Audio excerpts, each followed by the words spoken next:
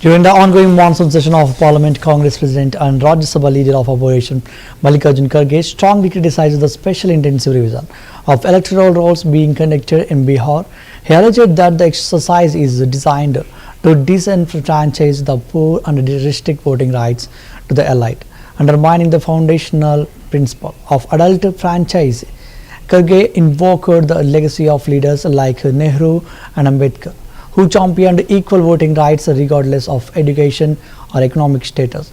He warned that revising these rights out of political fear threatens democracy and violates constitutional values.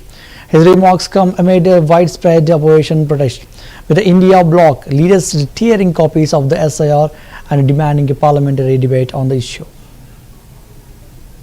हाँ, पूरे देश तक उनका मंशा है कि गरीबों को वोटिंग से निकाल देना, और वो खुद ये चाहते हैं कि एलाइट लोग ही वोट देना।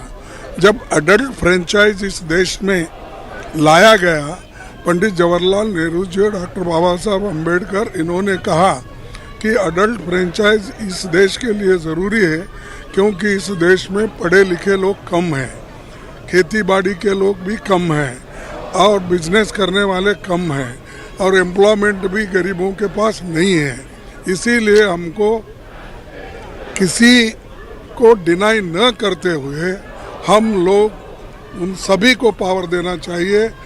एक झाड़ू मारने वाला भी हो या इस देश में टाटा, बिरला या अदानी, अंबानी जैसे लोग भी हो, सबको बराबरी का वोटिंग होना चाहिए। लेकिन ये लोग डर के मारे आज ये रिवाइज करने की जो कोशिश कर रहे हैं, ये बहुत बुरी बात है। इससे देश का भी नुकसान होता है और लोकतंत्र का नुकसान होता है, और संविधान के तहत ये लोग नहीं चल रहे।